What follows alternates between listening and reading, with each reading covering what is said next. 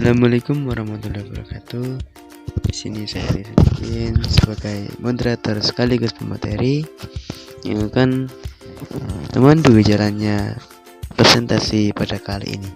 Sebelum memasuki materi, alangkah baiknya saya memperkenalkan nama-nama dari kelompok kami.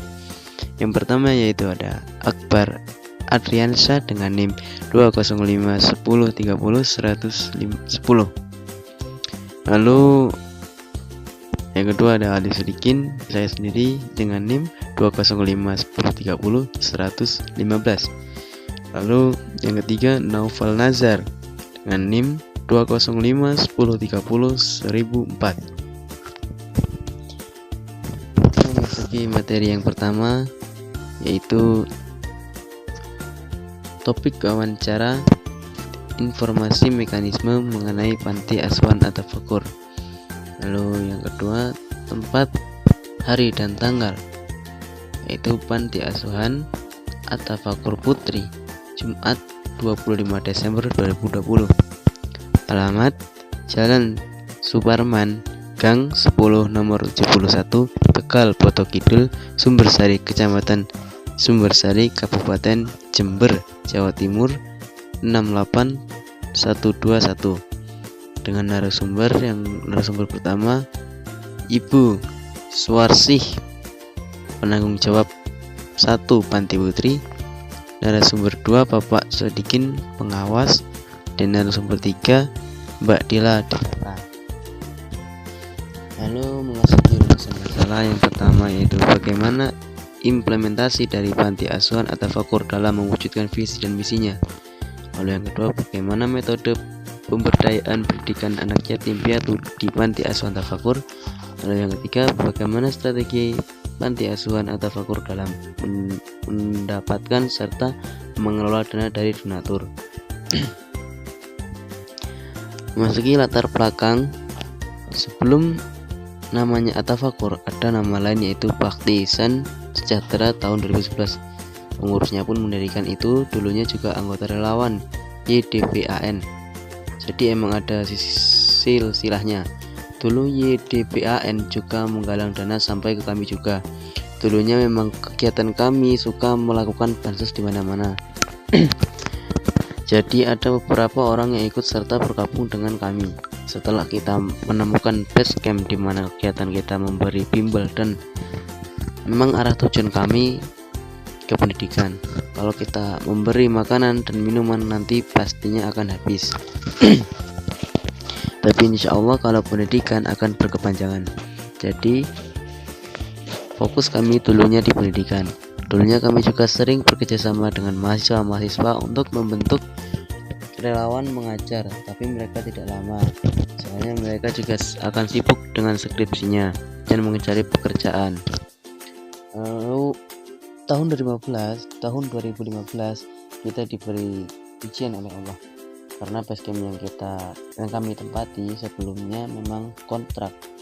Alasan si pemilik ingin balik ke kampung ke Indonesia, padahal sebelumnya si pemilik ingin memperpanjang kontrak kerjanya di Arab Saudi. Jadi informasi yang diberikan mendadak dan tanpa persiapan. Kita hanya diberi waktu 1 bulan untuk beres-beres dan meninggalkan tempat itu. Hingga suatu hari kami diberi rezeki oleh Allah untuk menempati rumah tua.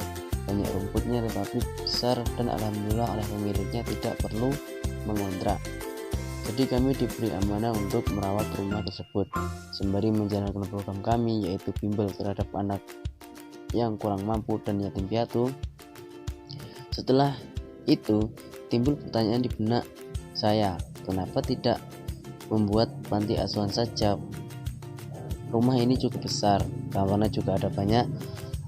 Tetapi di sisi lain kami juga mempertimbangkan bagaimana makannya, kesehatan dan lain-lain.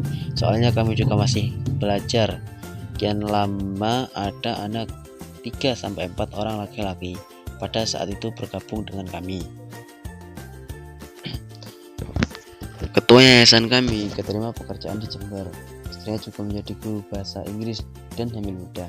Jadinya kewalahan mana yang mengurus pekerjaan suami, masa hamilnya belum lagi mengurus yayasan. Sebelum pembinanya terdapat 2 orang dan yang satu ini sudah melepas. Akhirnya memberitahu, jikalau Jember berdiri saja ya, kami tidak bisa membantu banyak lagi, dan disarankan oleh Pak Bambang untuk mengambil satu nama saja, jangan dua-duanya. Jadi pada akhirnya kami mengambil yang At-Tafakur, dan yang YBIS kami tidak pakai. Memang pada awalnya kami tidak sengaja sih, cuma sering kumpul sana sini mendapatkan baksos, dan memang kebanyakan latar belakang kami memiliki persamaan nasib, seperti suami saya sudah yatim dari kecil, Pak Ustadz ade itu piatu dari kecil, dan ketua panti asuhan Pak Ghazali juga yatim dan pernah tinggal di panti asuhan di Jember, dan Bu Lilis yang di sini juga pernah tinggal di panti asuhan di Jember. Rata-rata memang seperti itu semua latar belakang kepengurusan kami. Oke, dilanjutkan dengan presentasi yang kedua, yaitu saudara Naufal. Kepadanya kami persilahkan. Profil Panti Asuhan At-Tafakur, sekelompok komunitas kecil dan kalangan putra di daerah Kabupaten Jember yang mempunyai jiwa pengabdian untuk peduli terhadap berbagai sesama lapisan masyarakat, berbekal pengalaman sebagai pengurus cabang dari sebuah yayasan yang berpusat Sidoarjo selama 2 tahun, dan latar belakang pendidikan yang pas-pasan serta kemampuan finansial yang kurang mendukung, namun memiliki jiwa kemandirian.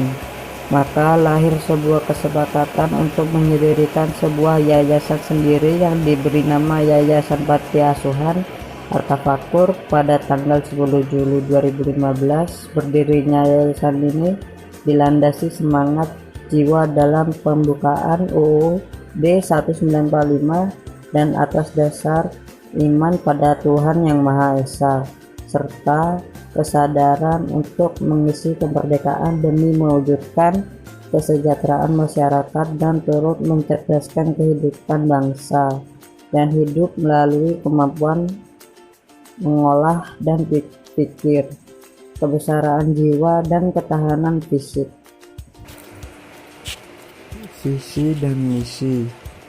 Visi terwujudnya keswadayaan yayasan dalam memberikan layanan sosial dan pendidikan melalui pemberdayaan masyarakat lingkungan serta penggalian potensi usaha dugaan bermitra pada lembaga-lembaga pemerintahan terkait swasta maupun di lingkungan perguruan tinggi. Misi yang pertama, membantu lembaga pendidikan dengan melibatkan masyarakat dalam mendukung program. Yang kedua, melaksanakan program pendidikan yang sesuai dengan kebutuhan masyarakat. Yang ketiga, melaksanakan pengembangan, pengajian, dan penelitian kesejahteraan, baik pendidikan kesejahteraan sosial, budaya, ekonomi, ketenagaan kerjaan, serta penegak HAM. Program kerja menyelenggarakan atau mengolah program pada pendidikan neformal, diantaranya pendidikan keterampilan hidup PAUD, pendidikan kepemudaan, pendidikan pemberdayaan perempuan, pendidikan keaksaraan, pendidikan kesetaraan, pendidikan keterampilan, dan pelatihan kerja serta pendidikan lain yang ditunjukkan untuk mengembangkan pengetahuan peserta didik. Yang pertama, mendirikan satuan pendidikan neformal, diantaranya lembaga kursus, lembaga pelatihan, kelompok belajar, PKBM, majelis taklim, serta satuan pendidikan yang sejenis. Yang kedua, sebagai lembaga konsultan pendidikan, melaksanakan penelitian, pengembangan serta pengajian masalah-masalah sosial ekonomi. Yang ketiga, mendirikan dan mengolah panti. Keempat, mendirikan bantuan korban bencana alam, memberikan bantuan dan pendampingan kepada anak jalanan, fakir miskin, tunawisma, gelandangan, dan pengemis. Yang kelima, mengadakan usaha-usaha kemitraan dalam membangun kesejahteraan ekonomi. Kepengurusan di Panti Asuhan At-Tafakur. Penasihat Kiai Abdul Goni. Pembina Ade Eko Kamara. Ketua Ahmad Ghazali. Wakil Ketua Abdul Rahman. Yang Sekretaris Sigit Yudi Prianto. Bendahara Ahmad Soleh. Penanggung jawab pertama Reni Suwarsi. Kepala Divisi Donatur Muhtar. Humas Komarudin. Penanggung jawab kedua Deti Herianti. Penanggung jawab logistik Dede Hasanah. Cabang Panti Asuhan At-Tafakur. Putri Jalan Parman Gang 10 nomor 71 Tegal Boto Kidul Sumbersari Kabupaten Jember Jawa Timur 68121. Putra Sudarso Gempal Virologi Kecamatan Sumbersari Kabupaten Jember Jawa Timur 68124. Sekretariat Jalan Kutai nomor 123 Gempal Virologi Kecamatan Sumbersari Kabupaten Jember Jawa Timur 68124. Baik, selanjutnya Saudara Akbar Adriansah, kami persilahkan. Strategi Panti Asuhan At-Tafakur menggalang dana dari para donatur. Yang pertama, amal. Donatur dari amal yang merupakan donasi terbesar dan bisa lebih dari 50%. Yang kedua, donatur personal tetap. Mereka memberikan donasi dengan bentuk uang tunai berkisar 10.000 hingga 300.000 per harinya. Yang ketiga, dengan mencari sponsor dari beberapa lembaga. Yang keempat, bukan donatur tetap. Adapun donatur yang memberikan hingga 1 hingga 2 jutaan, namun tidak rutin. Fasilitas yang ada di Panti Asuhan At-Tafakur. Di Panti Asuhan terdapat beberapa fasilitas seperti wifi, handphone, tablet, dan laptop. Selain itu, panti juga menyediakan mini perpustakaan sebagai penunjang pendidikan mereka. Dan masih banyak fasilitas lain yang terdapat di Panti Asuhan. Manfaat adanya Panti Asuhan At-Tafakur. Manfaatnya, dengan diadakannya Panti Asuhan At-Tafakur sangat banyak sekali. Selain menjadi tempat sekaligus rumah bagi para anak yatim piatu, juga sebagai tempat pembelajaran agar anak-anak mendapatkan perhatian dan ilmu, formal maupun non-formal. Yang kedua, para pengurus juga akan mengharapkan ridho dan pahala dari Allah Subhanahu wa Ta'ala, karena merawat menyayangi anak-anak yatim piatu adalah ibadah yang sangat mulia. Dan yang terakhir, kami mencantumkan beberapa dokumentasi yang kami paparkan di dalam PowerPoint kami. Oke, cukup sekian presentasi dari kami. Kurang lebihnya kami mohon maaf. Assalamualaikum warahmatullahi wabarakatuh.